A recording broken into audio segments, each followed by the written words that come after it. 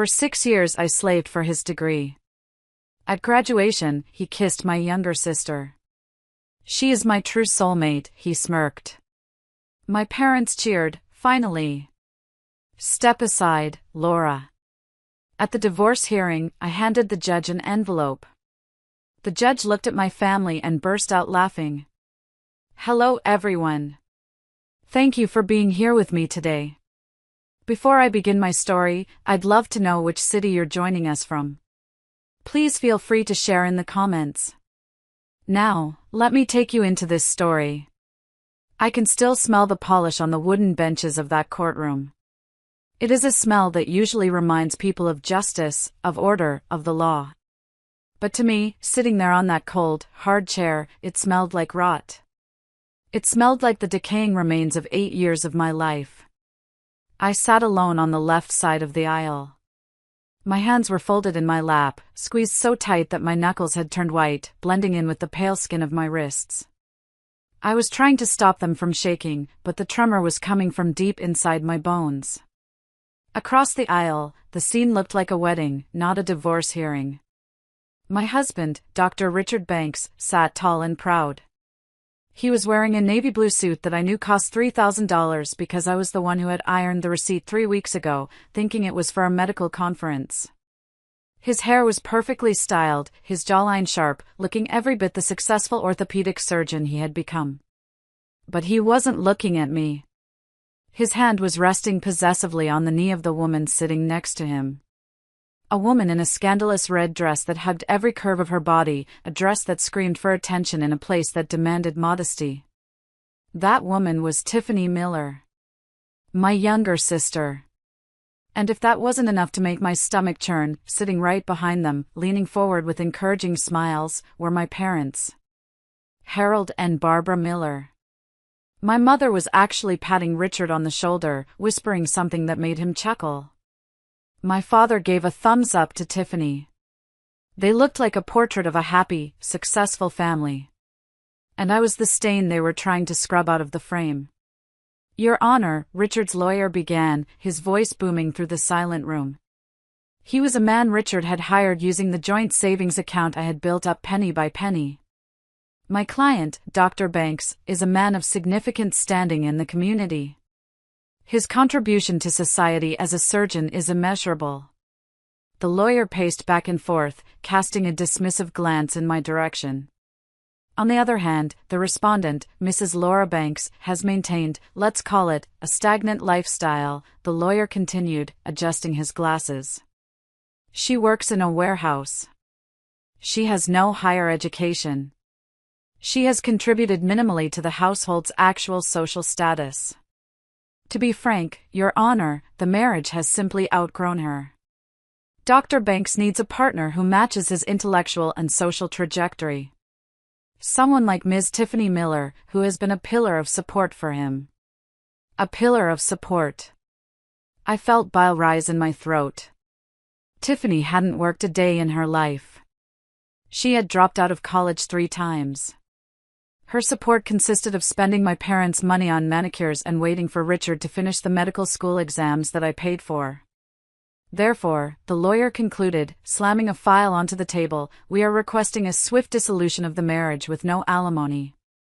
Mrs. Banks is young and able-bodied, she can continue her manual labor.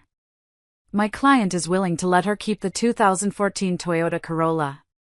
We believe this is more than generous given her lack of contribution to his medical degree. Lack of contribution. I looked at my hands. They were rough. The skin was dry and cracked from years of handling cardboard boxes in the warehouse at 4 a.m., from the chemicals I used cleaning offices at night. Every callus on my palm was a receipt for Richard's tuition. Every crack in my skin was a textbook I bought him. I looked up at the judge. Judge Anderson was a stern woman with steel gray hair and glasses perched on the end of her nose.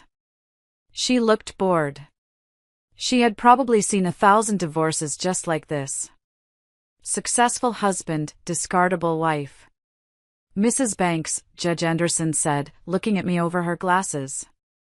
You are representing yourself today? Yes, Your Honor, my voice came out raspy. I hadn't spoken to anyone in 3 days. Do you have anything to say in response to the petitioner's claims? The judge asked. If not, I am inclined to rule on the motion for summary judgment and end this today. Richard turned to look at me then. A smirk played on his lips. Tiffany giggled and whispered something in his ear.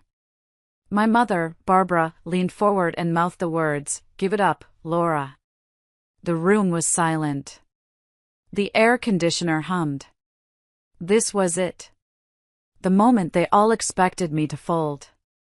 They expected Laura, the quiet one, the black sheep, the doormat, to just nod, take the old car, and drive off into oblivion so they could play happy family. I took a deep breath. The shaking in my hands stopped. I didn't say a word. I simply stood up. The sound of my chair scraping against the floor echoed like a gunshot. I reached into my battered tote bag, the same bag I used to carry Richard's lunch to the library for 6 years, and pulled out a thick, yellow manila envelope. It was heavy. It felt heavier than a brick. It contained the weight of my entire past and the destruction of their future. I walked toward the bench. My heels clicked rhythmically on the floor. Click. Click. Click. Richard's smirk faltered slightly. My mother frowned. I have this, Your Honor, I said, my voice steady and cold as ice. Before you make your ruling, I believe you need to see this. This is the reason they are all sitting there, and I am standing here. I placed the envelope on the judge's high desk. Judge Anderson looked at the envelope, then at me, then at the nervous family across the aisle. She reached out a hand, her fingers hovering over the clasp. What is this? Richard's lawyer demanded, standing up. We haven't seen this evidence. Oh, you've seen it, I said, not looking at him, my eyes locked on Richard. You just forgot that I kept the receipts. Judge Anderson opened the clasp. The sound of the paper tearing was the loudest thing in the world. Before I tell you what was inside that envelope, and why it made the judge look at my husband and burst out laughing, I have to take you back. You need to understand how a girl who just wanted to be loved ended up funding her own destruction. Hey everyone, thank you so much for joining me today.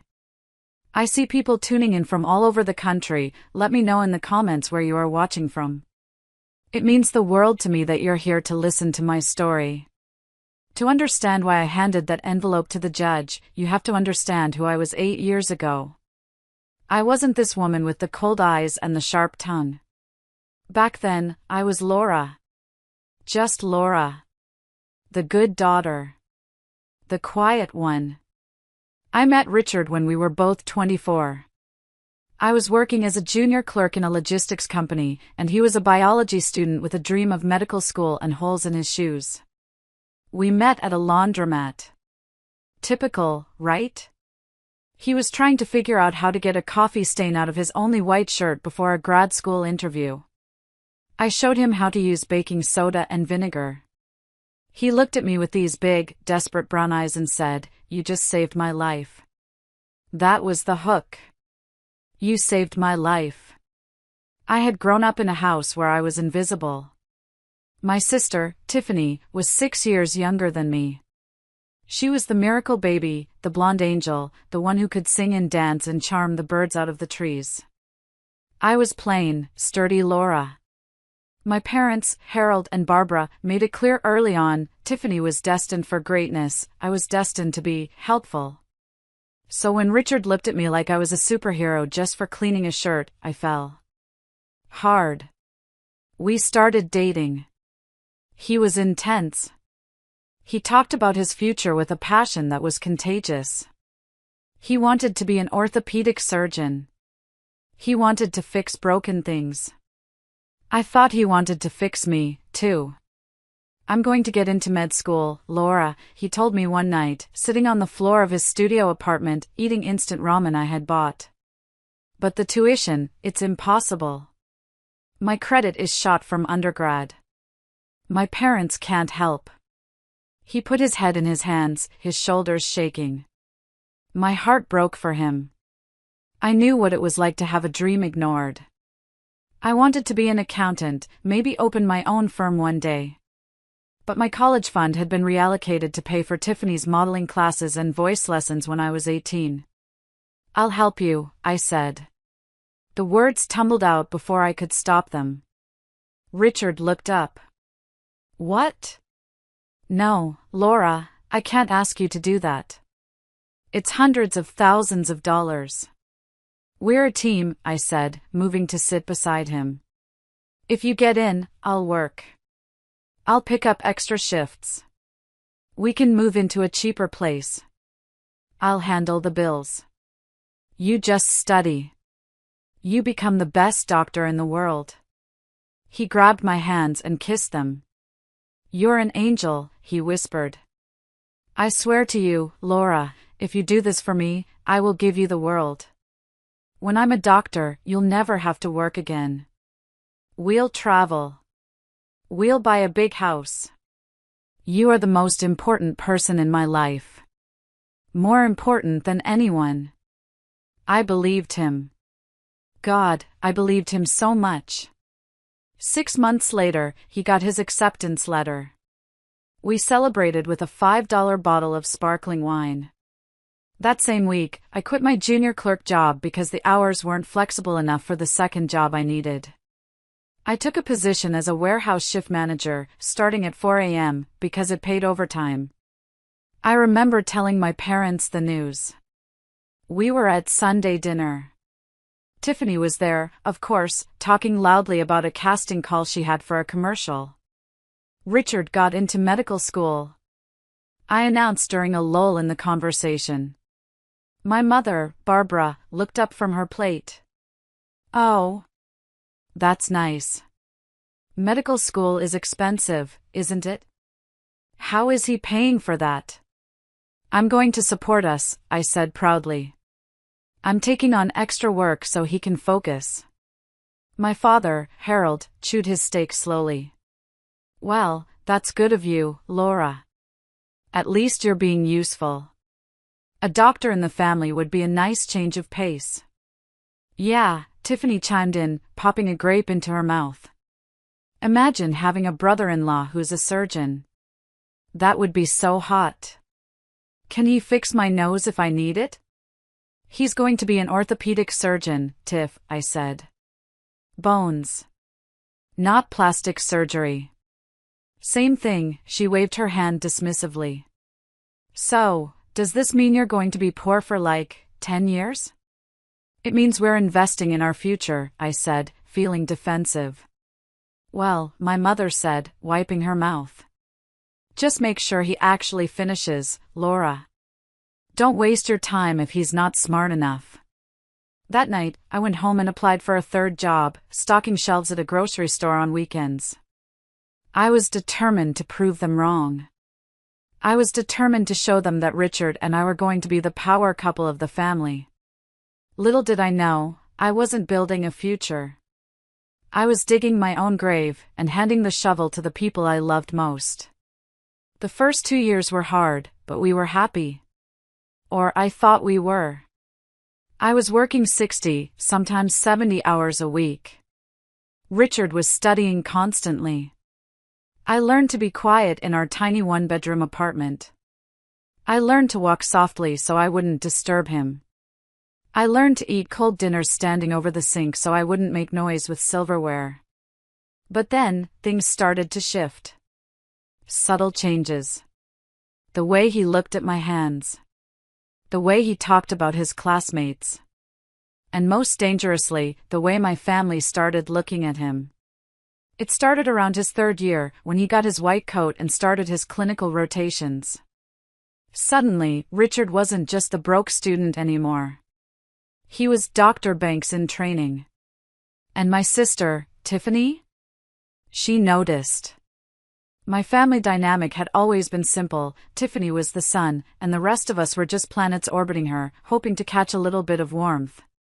Tiffany was 22 when Richard started his clinical rotations. She had dropped out of college again, bored with interior design, and was currently finding herself while living rent-free in my parents' guest house. She spent her days at the gym, at the salon, or shopping with my mother's credit card. I, on the other hand, looked 10 years older than my actual age. The warehouse shifts were brutal. My back ached constantly. My hands were rough and calloused from lifting heavy boxes. I had stopped buying makeup because every spare dollar went into the tuition fund jar on our kitchen counter. The shift happened at Thanksgiving during Richard's 3rd year. Usually, my parents tolerated Richard. But now that he was wearing scrubs and talking about surgeries, they rolled out the red carpet. "Richard, come sit here by me," my mother cooed, patting the seat at the head of the table, a spot usually reserved for my father. "Tell us about the hospital. Is it like Grey's Anatomy?" Richard beamed. He loved the attention. He launched into a story about a patient with a fractured femur.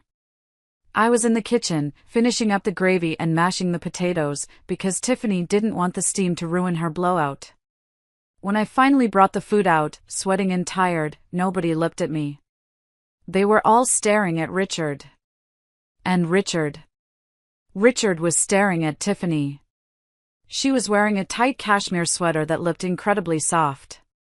She was leaning forward, her chin resting on her hand, listening to Richard with wide, admiring eyes. "Wow, Richard," Tiffany breathed. "You're so brave. I faint if I see a paper cut. I don't know how you do it. You must have such strong hands." She reached out and touched his forearm. Just a light touch. But I saw Richard flinch, not away from her, but into her touch. "It takes focus," Richard said, his voice dropping an octave. "But I like taking care of people." "Laura," my father barked, snapping me out of my trance. "The gravy is getting cold. Sit down." I sat. I looked at my husband. I picked up that extra shift at the diner for next week, I whispered to him, trying to remind him of our partnership, of our reality.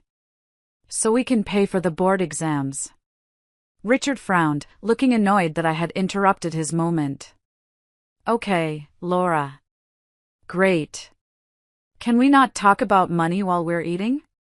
"Yeah, Laura," Tiffany laughed. "Don't be such a downer. Richard is talking about saving lives." "Actually," my mother interjected, looking critically at me. "Laura, you look exhausted. And that sweater, is that the one you wore last Christmas?" "It's pilling." "I haven't had time to shop, Mom," I said quietly. "I'm working 3 jobs." "Well, you should make time," she sniffed. "Look at Tiffany. She takes care of herself.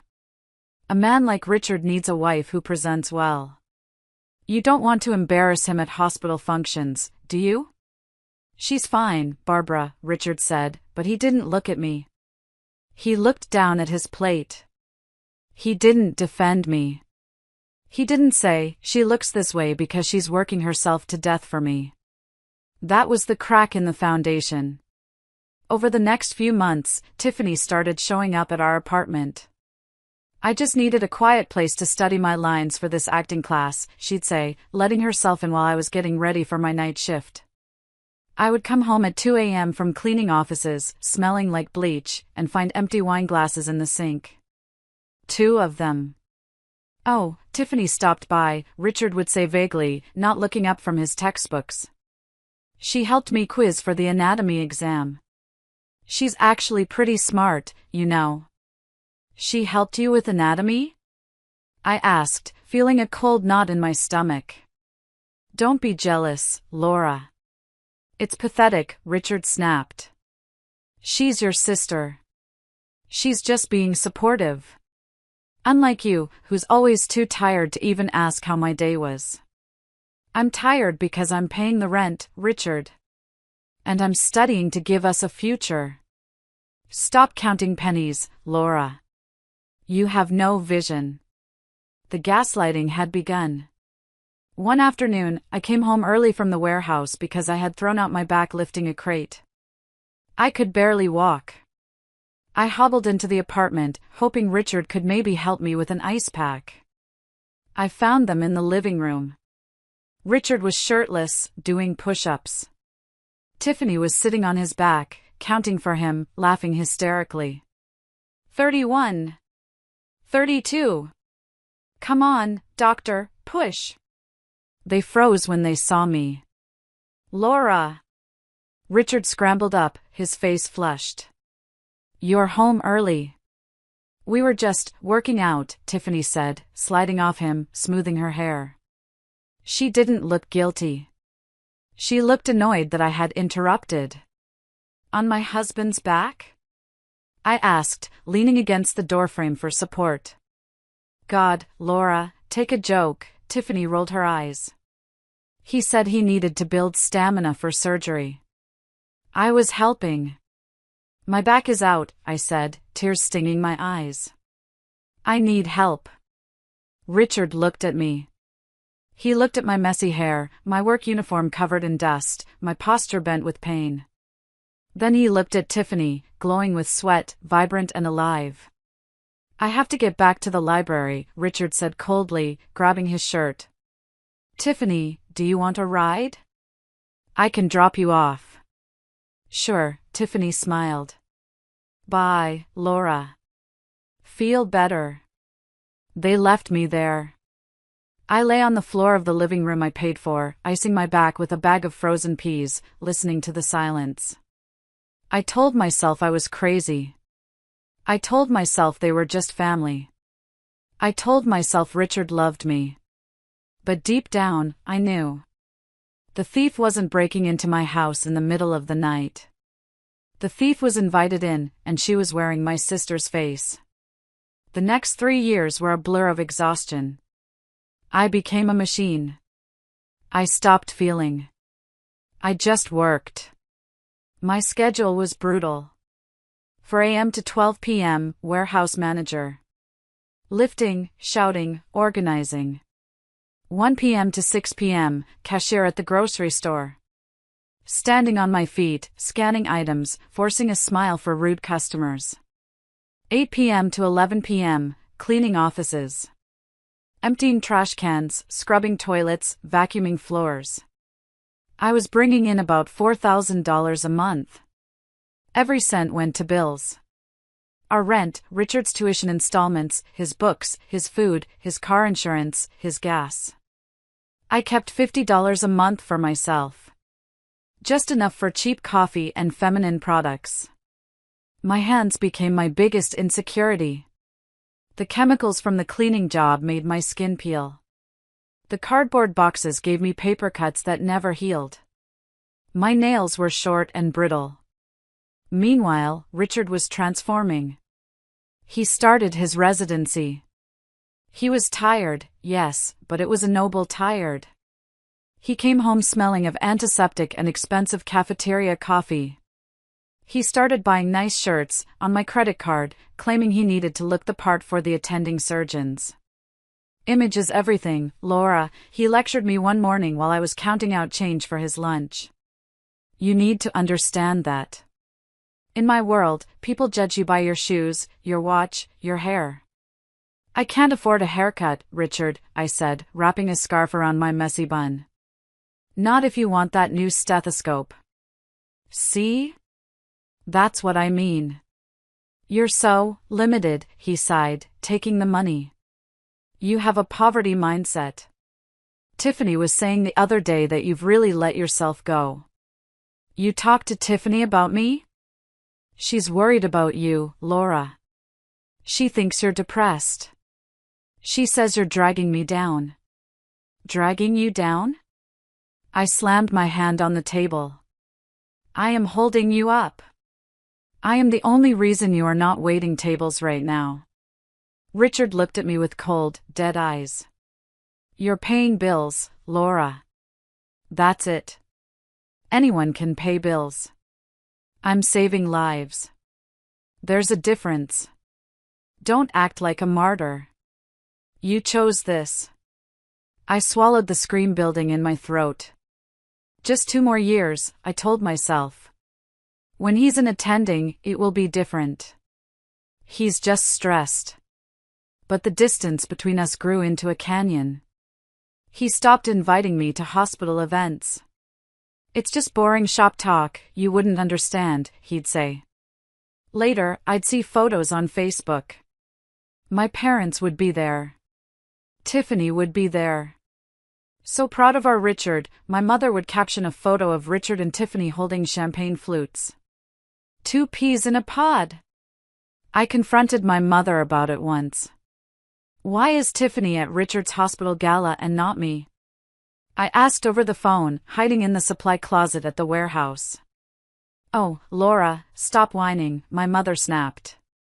Tiffany has free time. And honestly, she knows how to mingle. You get so awkward in crowds. We're just helping Richard network. You should be thanking your sister for stepping in where you can't. Thanking her for dating my husband in public. But the worst part wasn't the neglect.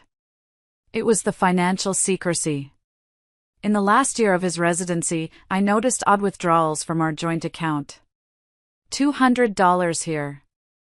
$500 there. Emergency supplies, Richard said. Study materials, he claimed.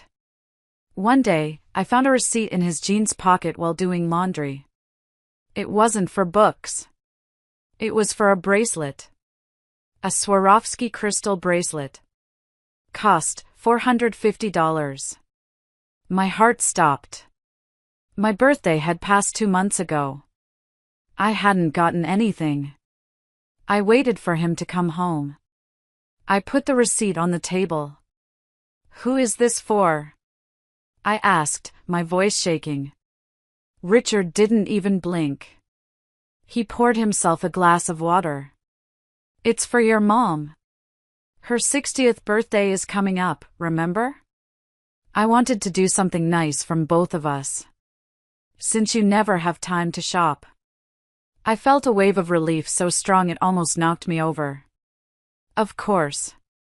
It was for Mom. He was being a good son-in-law. Oh, I exhaled. Richard, that's really sweet. I'm sorry. I thought. You thought what? That I was cheating? He laughed, a cruel, sharp sound. Laura, look at me. I'm a doctor. I work 80 hours a week. Who would I have time for? And honestly, looking at you right now, romance isn't exactly on my mind. I looked down at my stained sweatpants. I felt small. Ashamed. Thank you for getting the gift for Mom, I whispered. Just make sure you deposit your check on time this week, he said, walking into the bedroom. I need to pay the fees for my final board exams. I paid the fees. I worked double shifts.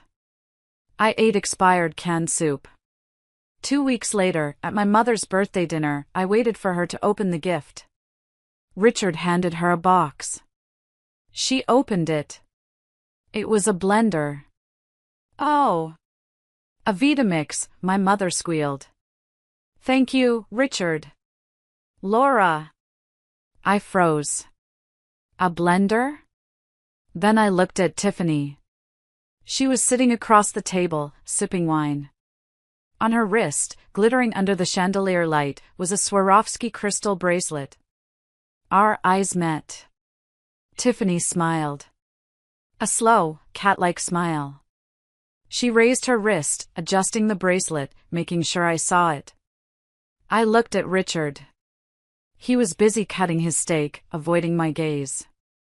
I felt the room spin. It wasn't just a betrayal. It was a mockery. They were doing it right in front of me, using my money, laughing at my stupidity. I wanted to scream. I wanted to flip the table. But I didn't. Because in my head, a desperate, pathetic voice whispered, maybe it's a coincidence. Maybe she bought it herself. Don't ruin the family dinner. Don't be the crazy one. So I sat there. I ate my food. And I let them win. For now. The day Richard graduated from his residency and officially became an attending surgeon was supposed to be the happiest day of my life. It was the finish line. 6 years of hell were over. We had made it. I spent $200, a fortune for me, on a new dress. It was navy blue, modest but elegant. I did my hair. I put on makeup for the first time in months. I looked in the mirror and tried to find the pretty girl Richard had met in the laundromat. She was there, buried under layers of fatigue, but she was there. I drove to the ceremony in our old Toyota. Richard had gone early with my parents and Tiffany in my father's SUV. Not enough room, they had said. When I arrived at the auditorium, I searched for them. I found them in the front row. I tried to squeeze in next to my mother. "Laura, there's no space here," my mother hissed, placing her purse on the empty seat next to her. "This is for Tiffany's bag. She's wearing silk, she can't hold it on her lap. Go find a seat in the back." "Mom, I'm his wife," I whispered, humiliated as people around us watched. "Don't cause a scene," my father grumbled. "Just go sit somewhere else. You can see him just fine from the balcony." I climbed the stairs to the balcony alone. I watched my husband walk across the stage from 50 rows back. When they called Dr. Richard Banks, I cheered. I cheered so loud my throat hurt. I was the only one cheering for him up there. Down below, I saw Tiffany jump to her feet, blowing kisses. After the ceremony, there was a reception in the garden. I found Richard surrounded by colleagues and their wives. He looked radiant. Powerful. I walked up to him, smiling, reaching for his hand. "Richard! You did it! We did it!" He pulled his hand away slightly, adjusting his cuff. "Hey, Laura." "Yeah. Thanks." He didn't hug me. He didn't kiss me. He scanned the crowd, looking over my head. "Richard, I'm so proud of you," I tried again. "I was thinking tonight we could." "Richard!" A voice cut through the air. Tiffany came bouncing up. She was wearing a white dress. A white, lacy dress that looked suspiciously bridal. She looked stunning. "There's my genius," she squealed, throwing her arms around his neck. Richard caught her, spinning her around. He laughed, a genuine, deep laugh I hadn't heard in years. "Hey, Tiff. Did you see me up there? You were the hottest one on stage," she giggled. A group of older doctors approached them. One of them, the chief of surgery, smiled at Richard. "Dr. Banks. Excellent work today." He looked at Tiffany. "And this must be your wife. You make a striking couple." I stepped forward, opening my mouth to correct him. "Actually, I'm..." Richard spoke over me. "Thank you, Dr. Henderson. We're very happy." He didn't correct him. He let his boss think Tiffany was his wife. I felt like I had been punched in the gut. I stood there, invisible, while Richard introduced Tiffany to the most important people in his career. They laughed. They charmed. They belonged together. I felt a hand on my arm. It was my mother. "Laura," she whispered sharply. "Step back. You're hovering." "Mom, Richard just let his boss think Tiffany is his wife," I said, my voice trembling with shock. "So?" My mother shrugged. "Look at them, Laura. They look the part. Well, look at you. Your dress is wrinkled. Your hands look like a construction worker's. Let Richard have his moment. Don't be selfish." "Selfish?" I choked out. "I paid for this. I paid for this moment."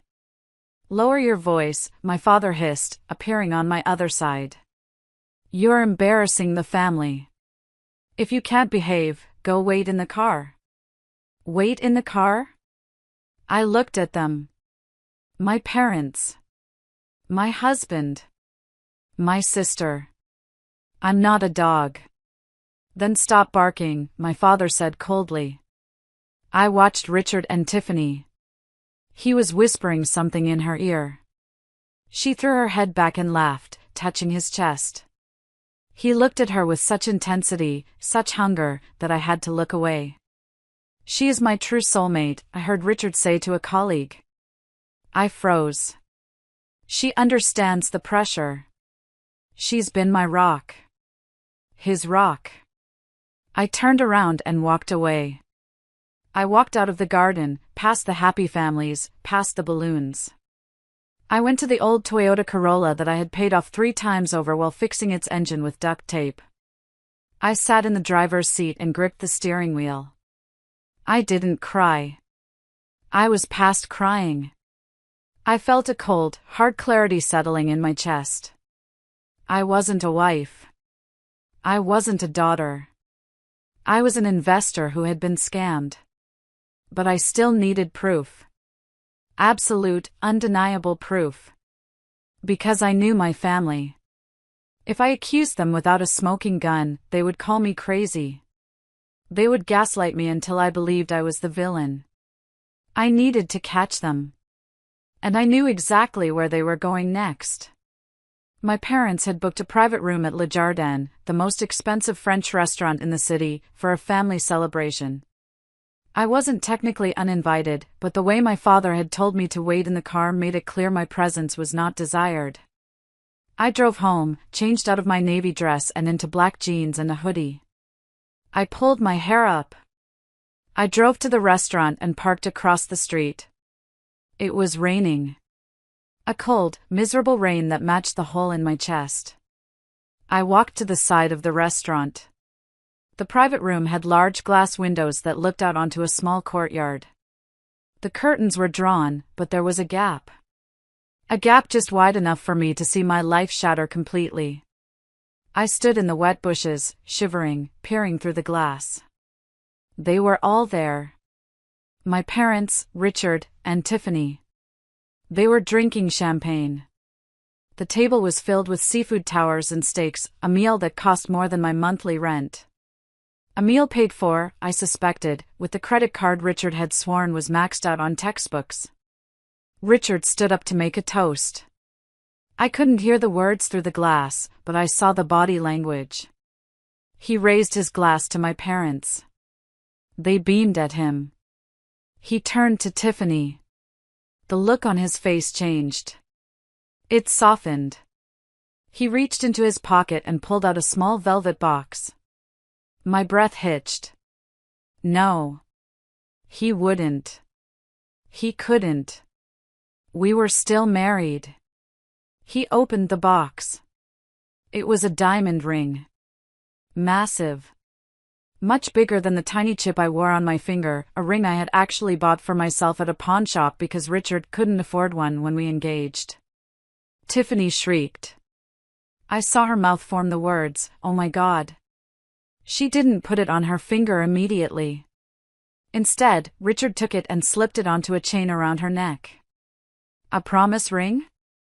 A secret engagement? Then, he leaned in. Right there, in front of my parents, my husband grabbed my sister's face and kissed her. It wasn't a peck. It was a deep, passionate, lover's kiss. I waited for my father to flip the table. I waited for my mother to slap him. I waited for the outrage. Instead, my parents stood up and clapped. My mother wiped a tear from her eye. My father shook Richard's hand vigorously while Richard still had his arm around Tiffany's waist. The window was slightly open at the top for ventilation. I stepped closer, pressing my ear against the cold brick wall. Finally, I heard my mother's voice. Finally, we can stop pretending. You two are perfect together. I was so worried Laura would ruin tonight, Tiffany said, fingering the diamond on her necklace. She's like a leech. She just won't let go. Don't worry, baby, Richard said. His voice was smooth, confident. I've talked to the lawyer. We'll offer her a small settlement. She's tired. She's broken. She'll take the money and leave. She doesn't have the fight in her. Just make sure it's done quickly, Richard, my father said sternly. We want a real wedding for Tiffany. A big one. Not that courthouse garbage you had with Laura. Step aside, Laura, my mother laughed, clinking her glass with Tiffany's. It's Tiffany's time now. Let them be happy. I felt the vomit rise in my throat. I turned away from the window and retched into the bushes. My stomach heaved until there was nothing left but acid. They had planned this. All of them. My parents weren't just condoning it, they were orchestrating it. They had used me as the pack mule to carry Richard across the finish line, and now that he was a prize stallion, they were handing the reins to Tiffany. I was the surrogate wife. The placeholder. The bank account with a pulse. I wiped my mouth with the back of my hand. I looked at the window one last time. Richard was feeding Tiffany a strawberry. They looked like monsters. Beautiful, well-dressed monsters. I ran back to my car. I drove blindly, tears finally streaming down my face, blinding me. I screamed until my voice gave out. I didn't go back to the apartment. I knew Richard wouldn't be there anyway. He would be at my parents' house, in the guest room with Tiffany.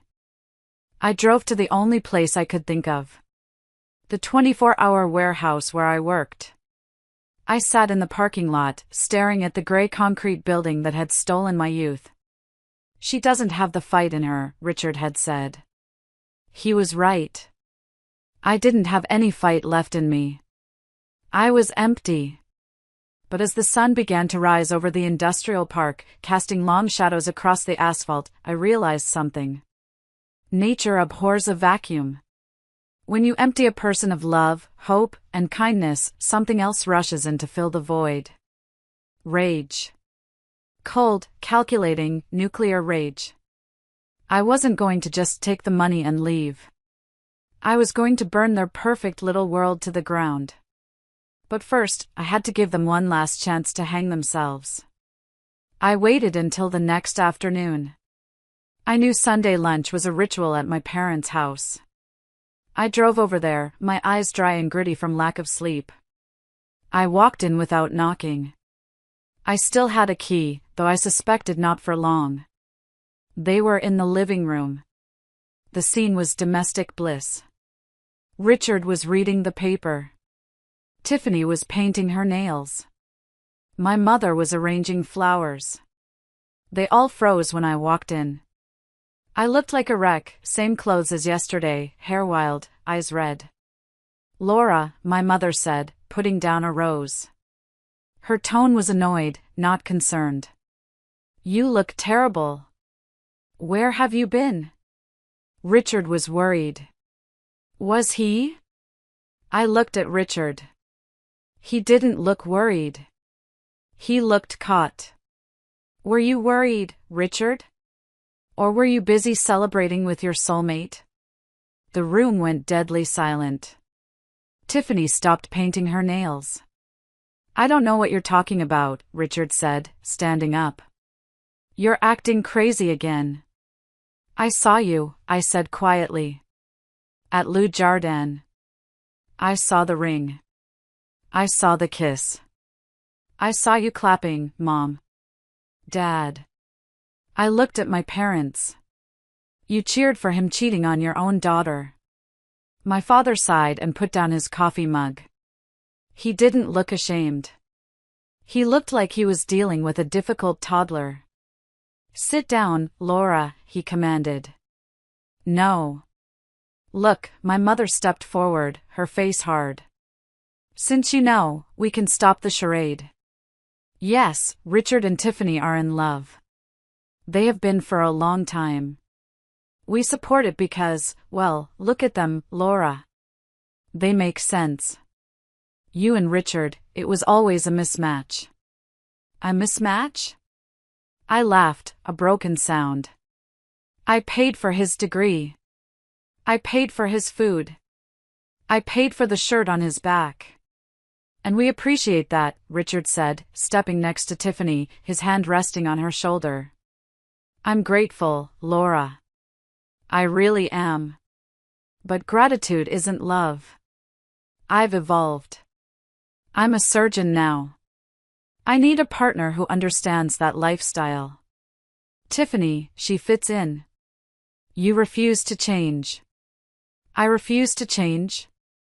I stared at him. I worked 3 jobs so you wouldn't have to work one. I destroyed my body for you. That was your choice, Tiffany chimed in, blowing on her nails. Nobody forced you to be a workhorse, Laura. You like being a victim. It's your thing. Richard needs someone fun. Someone alive. You're my sister, I whispered. How could you do this? Tiffany shrugged. We can't help who we love. Besides, you always knew you were the practice wife. Everyone knew. The cruelty took my breath away. Practice wife.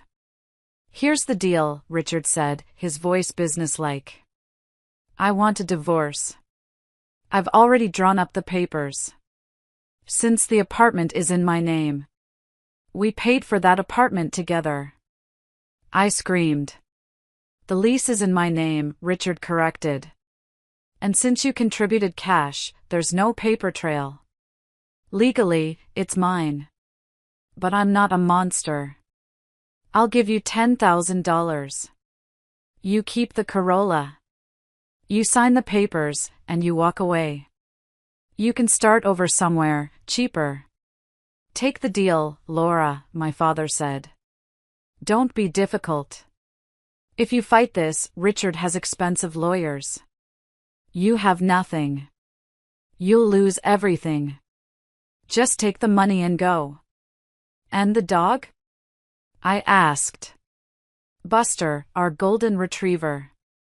The only thing that had kept me sane. Tiffany loves Buster, Richard said. We're keeping him. He likes the yard here better anyway. They were taking my husband. My dignity. My home. My money. And my dog. I looked at them. My family. The people who were supposed to protect me. They were a pack of wolves, and I was the injured deer. You're disgusting, I said. All of you. Get out, my mother pointed to the door. If you're going to be abusive, leave. We're trying to have a nice Sunday. I'll leave, I said. But you're going to regret this. I promise you. Oh, Laura, Tiffany laughed. What are you going to do? You're a warehouse worker. Go move boxes. Leave the thinking to the smart people. I walked out. I got into my Toyota. I drove away. I didn't have a plan yet. I just had pain. So much pain it felt like my blood was boiling. That night, I slept in my car in a Walmart parking lot. I didn't have the $10,000 yet, and Richard had locked me out of our accounts. I had $42 in my pocket. I checked Facebook on my phone. Tiffany had posted a photo. It was her hand, wearing the diamond ring I saw, resting on Richard's chest. Caption, finally official. True love waits. Hashtag future Mrs. Banks, hashtag soulmate, hashtag blessed. My mother had commented, so happy for my beautiful daughter and handsome son. A match made in heaven. I stared at the screen. The blue light illuminated my tear-stained face in the dark car. Something inside me snapped. It wasn't a break. It was a fusion. My sadness hardened into steel. I remembered something. A woman who came into the grocery store where I worked on Saturdays. She always bought expensive wine and cat food.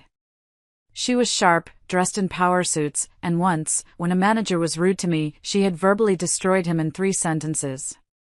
She had given me her card once. You're too smart for this place, she had said.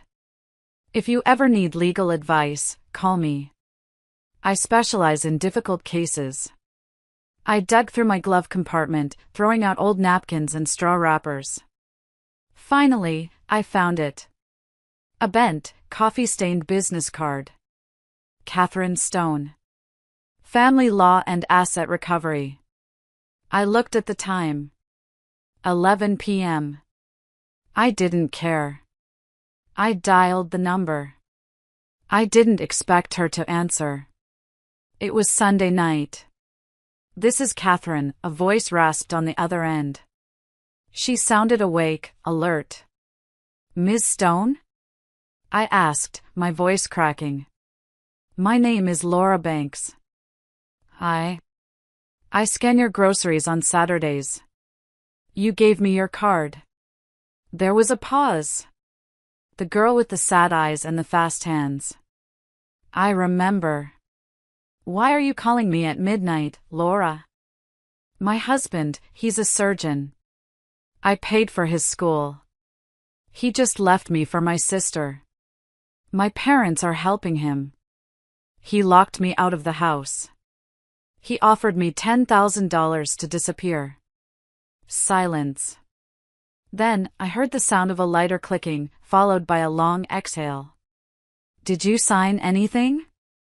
Catherine asked sharply. "No." "Good. Where are you?" "Walmart parking lot." "In my car." "Drive to my office." 4th Street. I'm usually there until 2 a.m. Bring everything you have. Phone, receipts, laptop, scraps of paper. Everything. I can't afford you," I stammered. "I have $40. Laura," Catherine's voice dropped. "I hate cheaters. But do you know what I hate more? Parents who eat their young. Get your ass over here. We'll talk about money when we're counting your husband's assets." I drove. Catherine's office looked like a war room. Files everywhere. She was a small woman in her 50s with short, spiky gray hair and eyes that looked like they could cut glass. She listened to my story. She didn't interrupt. She didn't offer me a tissue when I cried. She just took notes. Furious, rapid notes. When I finished telling her about the blessing dinner and the fake lease, she leaned back in her chair. "Okay," she said. "Here's the situation. They think you're weak. They think you're stupid. They think because the money came from cash tips and overtime, it can't be traced. They're wrong." She stood up and walked to a whiteboard. She wrote, "Operation Scorched Earth." "First," she said, "we need proof of the financial infidelity." "You said you handled the bills?" "Yes. For 6 years. I have all the passwords. He never changed them because he thinks I'm too tech illiterate to figure out online banking." Catherine smiled. It was a shark smile. "Perfect. Log in. Now." We spent the next 4 hours downloading everything. Bank statements. Credit card histories. Venmo transactions. And that's when we found it. "Wait," I said, squinting at the screen. "What is this transfer? Consulting fee?" Richard had transferred $5,000 to an account named TM Designs 2 years ago. Then another. Then another. "TM," Catherine muttered. "Tiffany Miller?" "She doesn't have a design business," I said. "She dropped out." "Look at the dates," Catherine pointed. "Every time he transferred money to her, it matches a withdrawal from your joint savings account for tuition. My blood ran cold. He wasn't paying tuition? "He took out student loans for the tuition, Laura," Catherine said, her eyes widening as she cross-referenced the loan documents we found in his email. "See? He took the full loan amount. But he told you he didn't get the loan, so you had to pay cash." I felt dizzy. "So, where did my money go?" He was pocketing your money, Catherine said, typing furiously. He was taking your cash, pretending to pay the school, but actually funneling it into a secret account. And look who is the co-signer on that secret account. She turned the screen toward me. Account holder, Richard Banks. Authorized user, Barbara Miller. My mother. My mother? I gasped. My mother helped him steal from me? It gets worse, Catherine said, clicking on a folder named Property Deed in his cloud storage. Do you recognize this address? 550 Riverview Drive? That's the luxury condo my parents bought as an investment property last year. They said they were renting it out. Read the deed, Laura. I leaned in. Owners, Richard Banks and Tiffany Miller. They didn't buy it, Catherine said, her voice trembling with suppressed rage. Richard bought it. With the money he stole from you over 6 years. And he put Tiffany's name on it. Your parents just pretended it was theirs to cover the trail. I sat back, the room spinning. It wasn't just an affair. It was a long con. A 6-year heist. My husband, my sister, and my parents had built a luxury life for themselves using my sweat, my back pain, and my stolen dreams. They legally own $1 million condo, I whispered. And I'm sleeping in a car. Catherine stood up and slammed her hand on the desk. Not for long. Laura, wipe those tears. We aren't going to just divorce him. We are going to send him to prison. She reached into her drawer and pulled out a fresh yellow manila envelope. We are going to put every single piece of this evidence into this envelope, Catherine said. And we are going to wait. We won't say a word. We let them think they've won. We let them walk into that courtroom arrogant and proud. She handed me the envelope. And when the moment is right, she said, you are going to bury them. And that brings us back to the courtroom. To the moment Judge Anderson opened the clasp. To the moment the laughter began. The discovery of the life insurance policy in the middle of the night changed the temperature of the room. Catherine's office, usually a sanctuary of controlled chaos, suddenly felt cold. We weren't just looking at a divorce case anymore. We were looking at a timeline that ended with my funeral. They bet on your death, Catherine had said. But as we sat there under the buzzing fluorescent lights, digging deeper into the digital paper trail, a terrifying question began to form in the back of my mind. If you bet on a horse to lose, you don't just watch the race. You hamstring the horse. Catherine, I said, my voice barely audible over the hum of the computer server. Go back to the credit card statements. The ones from last year. Which ones? The jewelry store? The flights? No. The pharmacy. The compounding pharmacy on 4th Street. Catherine clicked through the files. Here. November. December. January. Recurring charges of $85. Why? I felt a phantom wave of nausea roll over me, a sensation I had grown intimately familiar with over the last 2 years. Richard started bringing me vitamins last year. He said I looked pale. He said my warehouse shifts were depleting my iron levels. He insisted I take them every morning. He watched me take them. Catherine turned slowly in her chair to face me. Her eyes were sharp, dangerous. And how did those vitamins make you feel, Laura? Tired, I whispered. So tired. I thought it was the work. But it was a heavy tiredness.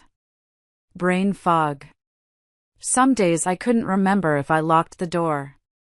I felt clumsy. I tripped on the stairs twice. Richard told me I was developing early onset vertigo. He diagnosed me. He's an orthopedic surgeon, not a neurologist, Catherine snapped. She grabbed her phone and dialed a number. It's 4 a.m., but I don't care. I need a favor. She spent the next 10 minutes speaking in rapid-fire legal jargon to someone on the other end. When she hung up, she looked at me with an intensity that frightened me. "We need a hair follicle test. Now. The lab opens at 6 a.m. My contact is going to rush it." "You think he was drugging me?" The words tasted like ash in my mouth. "I think a man who takes out $1 million insurance policy on his wife, forges a deed to make himself the beneficiary of her assets, and then insists on administering daily specialized medication is not doing it out of love. I think he was keeping you weak. I think he was prepping you for an accident that would cash out that policy." We spent the hours before dawn not sleeping, but strategizing. Catherine was a machine. She pulled my parents' financial records next. We needed to understand why. Why would a mother and father sell out their own daughter? The answer was pathetic and simple: gambling. "Look at this," Catherine pointed to Harold Miller's bank history. "Your father didn't just have a bad investment. He has a gambling addiction. Online poker. Sports betting. He lost the house 3 years ago, Laura. They mortgaged it to the hilt. But they still live there," I said. "They're months away from foreclosure. They needed a bailout. Richard promised them a bailout. He paid off their immediate debts with your tuition money, and in exchange, they gave him you. They gave him your credit score, your labor, and your blind trust." My mother knew. The realization hit me harder than the drug accusation.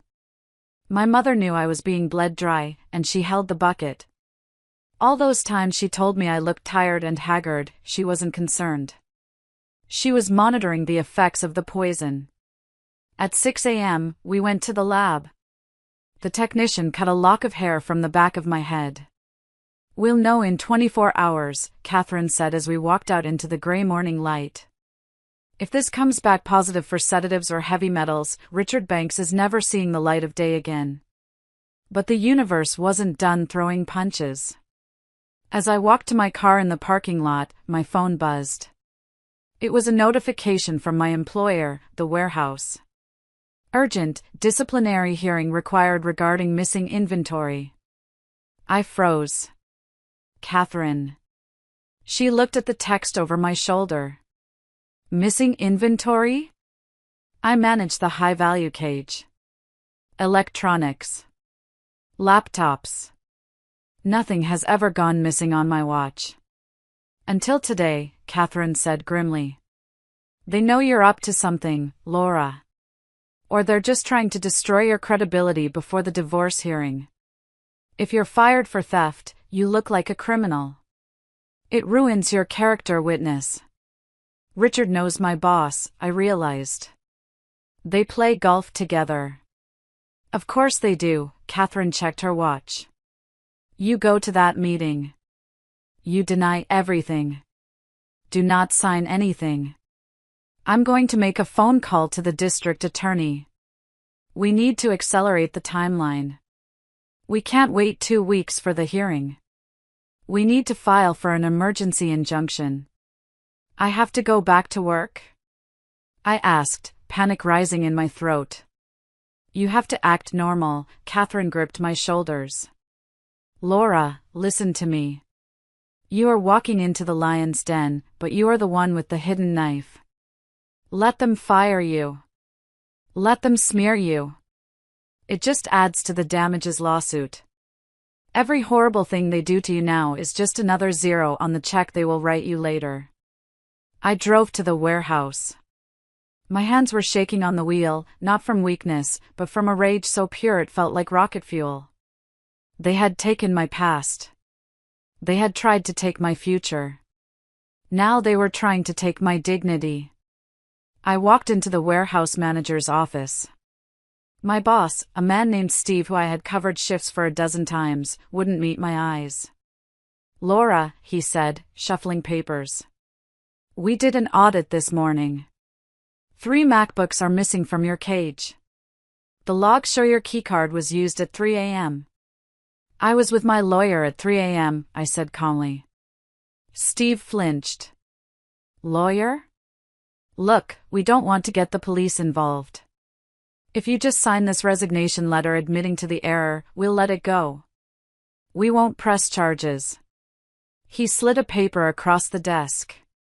It was typed up, ready to go. Admission of guilt. Richard wrote this, didn't he? I asked. Steve turned red. This isn't about your husband. This is about theft. I'm not signing it. Then you're fired. For cause. And we will be filing a police report. Do it, I stood up. File the report. Check the cameras, Steve. Oh wait, the cameras in the cage have been malfunctioning lately, haven't they? Convenient. I ripped the badge off my shirt and threw it on his desk. I quit. And Steve? When the subpoena comes for your golf logs with Richard, don't lie. Perjury is a felony. I walked out. I had no job. I had no home.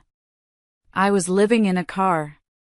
But as I walked into the sunlight, I checked my phone. Catherine had sent a text. Lab results preliminary, positive for benzodiazepines. High levels. You were being drugged, Laura. Come back to the office. It's time to drop the hammer. The positive drug test was the turning point. It shifted the narrative from a sad story about a woman scorned to a thriller about an attempted murder. Catherine wanted to go to the police immediately, but we hit a snag. The police would arrest Richard, yes, but the assets, the money, the condo, the hidden accounts, would be frozen in evidence for years. We need him to sign the divorce settlement admitting the assets are marital before the handcuffs go on, Catherine explained, pacing her office like a caged tiger. If he goes to jail now, the government seizes the assets as proceeds of crime. You might get nothing. We need to get the title transferred to you first. How? I asked. He thinks he's winning. He won't sign anything. We bait him, Catherine smiled, a cold, predatory smile. We requested a mediation session. Tomorrow. We tell him you're broken. You're fired. You're homeless. You're ready to take the $10,000 and disappear. We get him in a room, we get him arrogant, and we get him to sign an admission of the assets just to get rid of you. And then? And then, once the ink is dry and the property is legally yours, we hand the envelope to the judge at the final hearing and send him to prison. The mediation was set for a sterile conference room in a high-rise downtown. Richard hired the most expensive firm in the city, of course. I wore my oldest clothes. I didn't wear makeup. I let the dark circles under my eyes show. I wanted to look like the defeated, pathetic creature they believed I was. When I walked in, Richard was already there. He was sitting at the head of the long mahogany table, checking his watch. Tiffany was next to him, wearing a white blazer, looking like she was playing the role of the supportive CEO wife. My parents were there too, sitting in the corner like a Greek chorus of disapproval. You're late, Richard said without looking up. I had to park far away, I said, keeping my voice small. I couldn't afford the garage. Tiffany snickered. Pathetic. Catherine sat next to me. She opened her briefcase and pulled out a single, thin file. My client is tired, Dr. Banks. She wants this over. Richard's lawyer, a slick man named Mr. Sterling, smiled patronizingly. A wise decision. We have prepared a settlement agreement. Laura receives $10,000. She keeps the 2014 Toyota. She waives all rights to alimony, the condo on Riverview Drive, and any future earnings of Dr. Banks. In exchange, Dr. Banks agrees not to sue her for, let's call it emotional distress caused by her erratic behavior. Emotional distress? I looked up, letting my lip tremble. Richard, you drugged me. The room went silent. Richard froze. Excuse me? Mr. Sterling laughed nervously. That is a serious accusation. I felt so tired all the time, I whispered, looking at Richard. The vitamins. You said they would help. But I just got weaker. Richard leaned forward, his eyes cold and dead. You are tired because you're depressed, Laura. You're projecting. This is exactly why we need this divorce. You're delusional. Do you want the $10,000 or not? Because if you keep talking crazy, I'll walk out and you get nothing. And the warehouse? I asked. Did you tell Steve to fire me? Steve is a friend, Richard shrugged. He told me you were stealing. I just advised him to protect his business. You brought that on yourself. My mother spoke up from the corner. Just sign it, Laura. Take the money. Go stay with Aunt Linda in Nebraska. Start over. You're not cut out for this city. We want the condo, Catherine said suddenly. Richard laughed. A loud, barking laugh. The condo? It's worth $1.2 million. It's in my name and Tiffany's name. Laura didn't pay a dime for it.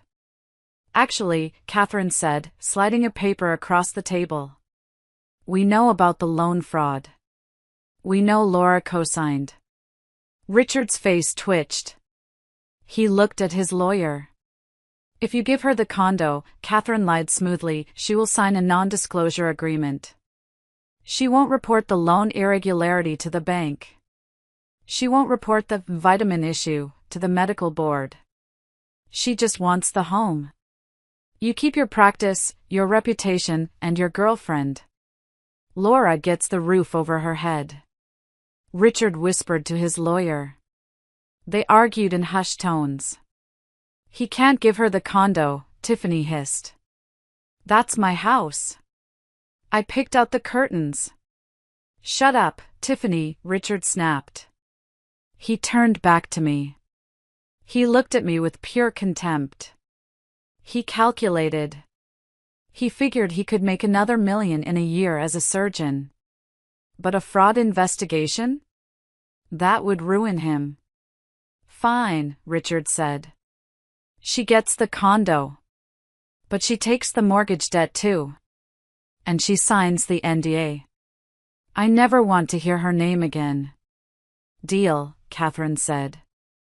Mr. Sterling quickly printed a new page. Transfer of deed pending final decree.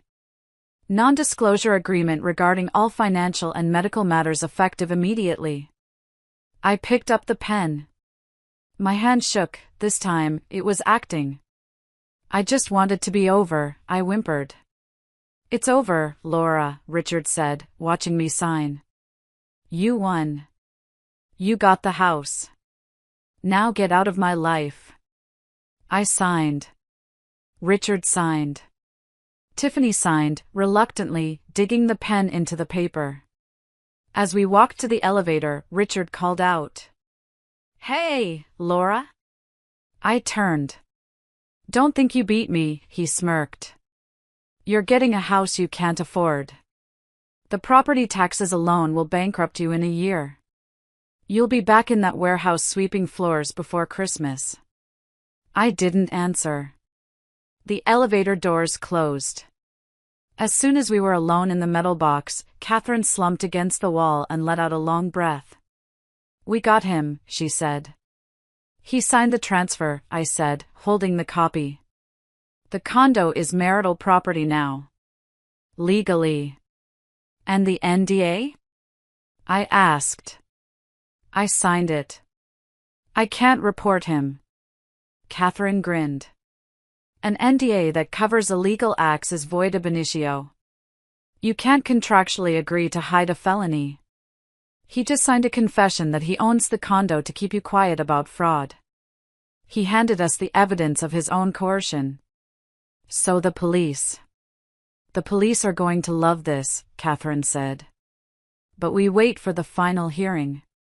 We let the judge invalidate the NDA on public record. We let him think he's safe for 48 more hours. I went back to my car that night, but I didn't sleep. I sat with the folder.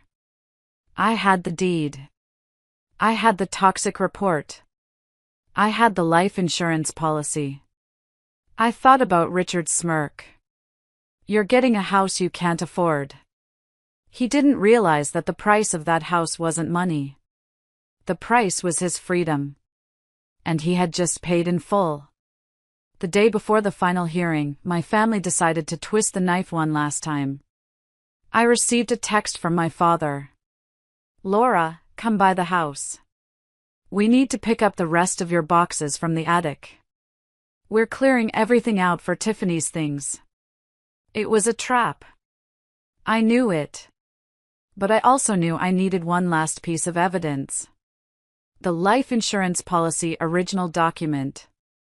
Gary, the whistleblower, said my father kept the physical copy in his safe. If I could get that, the case went from circumstantial to ironclad. I drove to my childhood home. The house looked the same, perfectly manicured lawn, the white picket fence. The facade of the American dream, rotting from the inside. I walked in. My mother was in the kitchen, packing boxes. My boxes. My old yearbooks, my clothes from high school, my trophies, the few I had. There she is, my mother said without turning around. The homeowner. I hope you're happy, Laura. You blackmailed your sister out of her house.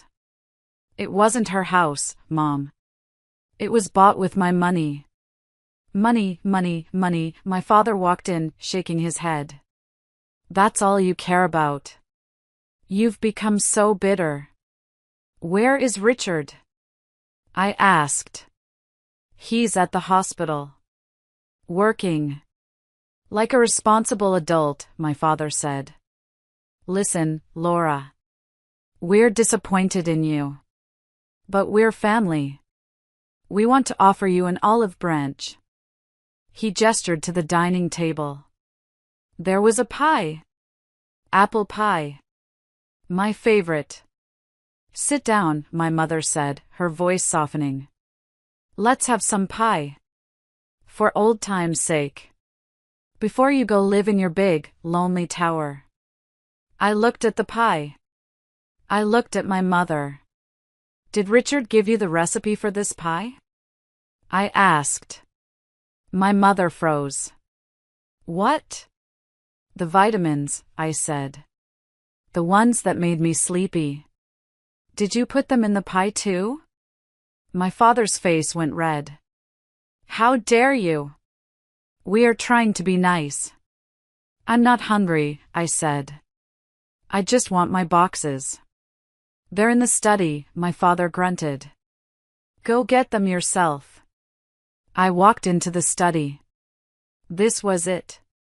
The safe was behind the painting of the ship, just like in a bad movie. My father was predictable. I knew the combination. It was Tiffany's birthday. June 14th, 95. I waited until I heard them arguing in the kitchen. She's suspicious, Harold. She knows something. She doesn't know anything. She signed the NDA. She's just being a brat. I turned the dial. Click. Click. Click. The safe opened. Inside, there were stacks of cash. Passports. And a blue folder. I opened the folder. Prudential Life Insurance. Insured, Laura Banks. Beneficiary, the Miller Family Trust. There it was. I pulled out my phone and took photos of every page. I couldn't take the physical file, they would know.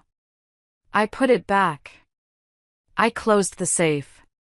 My heart was hammering against my ribs like a trapped bird. I had the last nail. As I walked back into the kitchen, Tiffany walked in through the back door. She was holding a wedding magazine.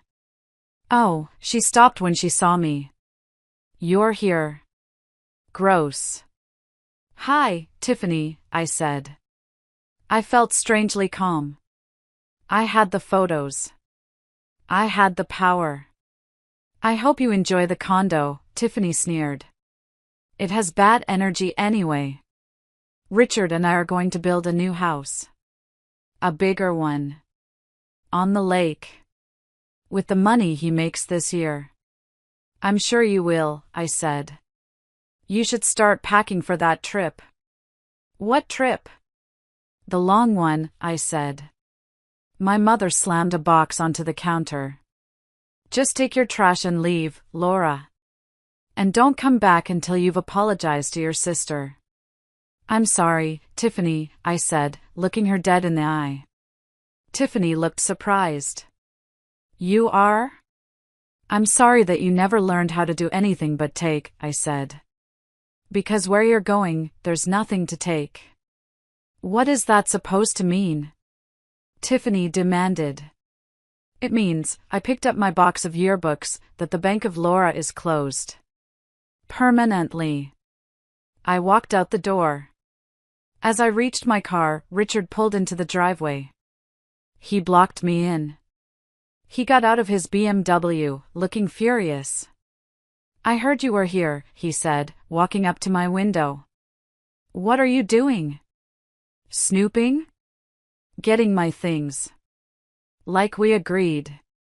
He leaned in, his face inches from mine. I could smell his expensive cologne. It used to make me weak in the knees. Now it just smelled like deception. Listen to me, he hissed. You got the condo. You got your little victory. But if you ever try to speak to anyone about the loans, or the pills, or anything, I will destroy you. I know people. I can have you committed. I can make you disappear. Is that a threat, Richard? It's a prognosis, he smiled cruelly. I'm a doctor. I know how fragile the human body is. Especially yours. Drive safe, Laura. He patted the roof of my car and walked away. I watched him go into the house. I watched him hug Tiffany. I watched my parents welcome him like the son they never had. I drove away. My hands weren't shaking this time. I drove straight to the police station. I met Catherine there. We didn't file the report yet. Catherine had a friend in the district attorney's office, a prosecutor named Marcus who hated white-collar fraud. We showed him the photos of the insurance policy. We showed him the toxicology report. We showed him the forged deed. Marcus looked at the file. He looked at me. This is substantial, he said. We can get a warrant. But if you want to see them squirm, if you want to see them destroy each other on public record, do the hearing tomorrow. Let them lie under oath. Let them commit perjury in front of a judge. Then we arrest them. Will you be there? I asked. I'll be in the back row, Marcus promised. With 2 detectives. I slept in a hotel that night. Catherine insisted. You need a good night's sleep. Tomorrow is showtime. I lay in the clean, white bed. I thought about Richard's threat. I can make you disappear. He was wrong. I wasn't disappearing. I was finally coming into focus. The courtroom was packed. Apparently, a divorce involving a prominent surgeon and $1 million dispute draws a crowd. Or maybe my family had invited people, expecting to humiliate me one last time. I sat alone at the plaintiff's table. Catherine was beside me, arranging her stacks of paper with geometric precision. Richard sat with his lawyer, Mr. Sterling. Tiffany was in the front row, wearing a cream-colored suit that screamed innocence. My parents were behind her. They looked annoyed, checking their watches, as if this whole proceeding was a minor inconvenience to their lunch plans. Judge Anderson entered. She looked tired. She clearly expected this to be a routine finalizing of a settlement. Case 4920, Banks vs. Banks, the bailiff announced. Your Honor, Mr. Sterling stood up. We have reached a settlement agreement. The parties have signed. We are just here to formalize the decree and verify the asset division. I see. Judge Anderson flipped through the file. The wife receives the property at 550 Riverview Drive and assumes all debt? And waives alimony? Yes, Your Honor. Mrs. Banks, the judge looked at me. Do you understand this agreement? You are taking on a significant mortgage. I stood up. I understand, Your Honor. But before we finalize, there is a matter of clarification regarding the assets. Clarification? Richard snapped from his seat. We signed it. It's done. Mr. Sterling, control your client, the judge warned. Catherine stood up. Your Honor, my client signed the agreement under duress. Specifically, she signed it because Dr. Banks threatened to use his medical influence to have her committed, and because she was recovering from long-term sedation administered by him without her consent. The courtroom gasped. A low murmur rippled through the gallery. Objection! Mr. Sterling shouted. This is slander. There is an NDA.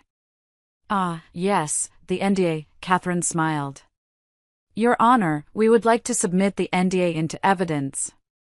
Specifically, the clause where Dr. Banks agrees to transfer the property in exchange for Mrs. Banks's silence regarding financial irregularities and medical treatments. Catherine handed the document to the bailiff. Judge Anderson read it. Her eyes narrowed. Mr. Sterling, did you draft this?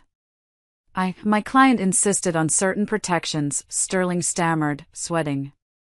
This reads like a hush money contract, the judge said. Dr. Banks, stand up. Richard stood, adjusting his tie. He looked confident, still believing his charm would work. Dr. Banks, did you purchase the property at Riverview Drive with marital funds? No, Your Honor, Richard lied smoothly. It was an investment by my in-laws. They gifted a portion to me and Tiffany. Laura had nothing to do with it. And the loan documents bearing her signature? She co-signed to help her parents. She knew exactly what she was doing. So you deny forging her signature or swapping the pages? Absolutely, Richard said, looking insulted. I am a surgeon. I save lives. I don't forge papers. And the vitamins? The judge asked. Did you administer sedatives to your wife? Never. I gave her iron supplements. She is hysterical, Your Honor. This is why I wanted the NDA. To stop her from spreading these crazy conspiracy theories. I looked at the back of the room. Marcus, the prosecutor, was taking notes. The detectives were moving closer to the doors. So, to be clear, the judge said, leaning forward. You swear under penalty of perjury that you did not defraud your wife, you did not poison her, and you did not conspire with her parents to steal her assets? I swear, Richard said, placing his hand on the Bible that sat on the clerk's desk. And you, Ms. Miller? The judge looked at Tiffany. Do you swear the same? Tiffany stood up, looking nervous. I swear. Laura is just jealous because Richard loves me. And Mr. and Mrs. Miller? My parents stood up. We just wanted to help our children, my father said. Laura is the problem here. Catherine touched my arm. Now. I picked up the heavy yellow envelope. Your Honor, I said, walking to the bench. Since everyone has sworn under oath, I would like to introduce Exhibit A through Z. This is the timeline of the truth. I handed over the envelope. Judge Anderson opened it. She saw the toxicology report first. Benzodiazepines, she read aloud. 50 times the therapeutic dose. Richard's face went white. She turned the page. A report from the Notary Public Commission confirming the stamp on the deed was stolen and the date is falsified. My father grabbed his chest. This time, he wasn't faking. She turned the page. A copy of a life insurance policy on Laura Banks, dated 5 years ago. Beneficiary, the Miller Trust. With a text message from Harold Miller to Richard Banks dated last week, when does the policy mature?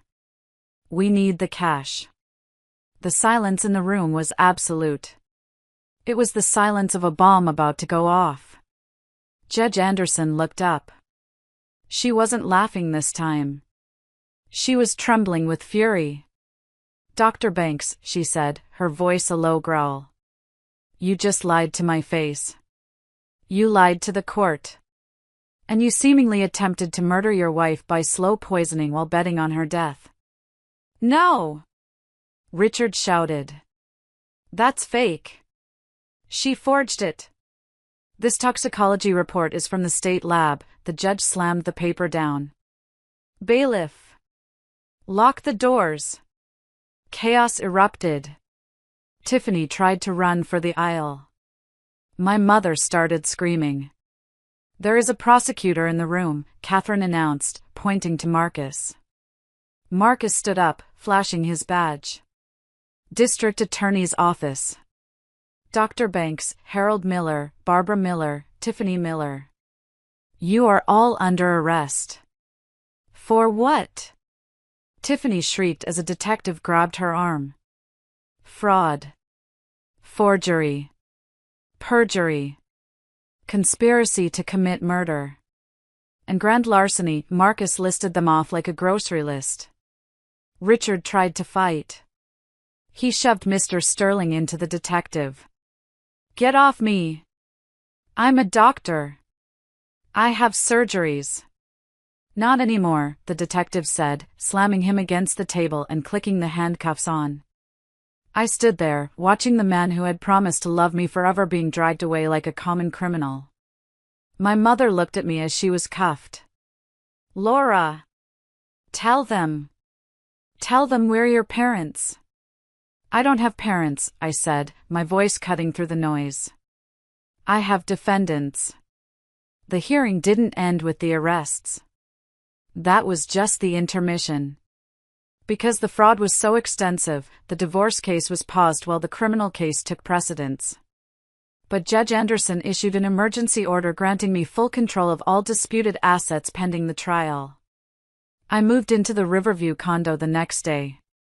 Not to live there, but to secure it. Walking into that place was surreal. It smelled like Tiffany's perfume. Her clothes were still in the closet. Richard's medical journals were on the coffee table. It was a museum of their stolen life. I hired a cleaning crew to box everything up. I sent Tiffany's clothes to Goodwill. I sent Richard's books to the prison library, a petty move, maybe, but it felt good. The criminal trial took 6 months. Catherine and I were the star witnesses. We laid out the 6-year scam day by day. The jury was horrified by the medical poisoning. The toxicology expert testified that if I had continued taking Richard's vitamins for another 6 months, my liver would have failed. It would have looked like natural causes. He wasn't just stealing her money, the prosecutor told the jury in his closing statement. He was erasing her existence. The verdict came back in 4 hours. Guilty on all counts.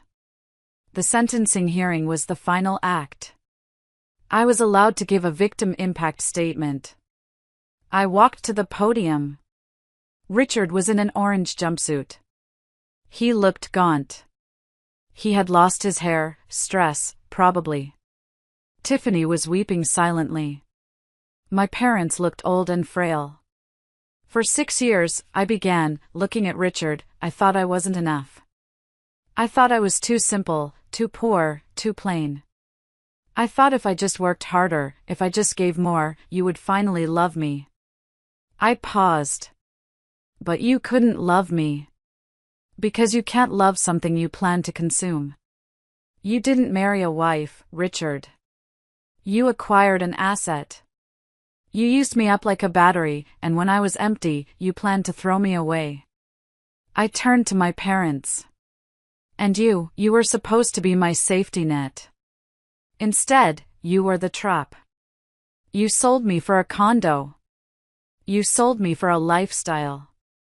I hope, I concluded, that when you are sitting in your cells, you remember the taste of the apple pie you tried to feed me. I hope you remember that I was the one who would have taken care of you when you were old. I was the one who would have visited. Now, you have each other. And you have nothing else. The judge was merciless. Richard Banks, sentenced to 25 years for attempted murder, via poisoning, bank fraud, and conspiracy. Harold and Barbara Miller, sentenced to 10 years each for insurance fraud and conspiracy. Tiffany Miller, sentenced to 5 years for grand larceny and fraud. She turned on the others to get a lighter sentence, admitting she knew about the money laundering. As the gavel came down, Richard lunged at the glass partition separating us. "You ruined my life," he screamed, spit flying. "I was a surgeon. I was a god." "You are a parasite," I said softly. The guards dragged him away. That was the last time I saw his face. After the trial, the assets were liquidated. The condo was sold. The hidden accounts were seized and returned to me as restitution. The life insurance policy was voided. I walked out of the courthouse a wealthy woman. Millions in assets recovered. But I felt heavy. I drove to the cemetery. Not to visit a grave, but to bury someone metaphorically. I stood under a large oak tree and buried my wedding ring. I buried the tuition fund jar I had kept as a souvenir.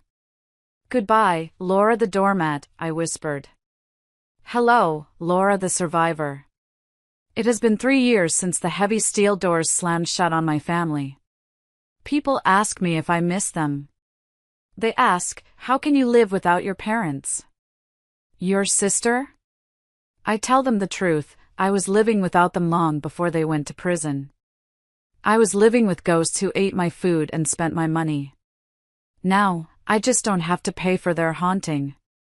I didn't stay in the city. Too many memories. Too many shadows on the street corners where I used to work.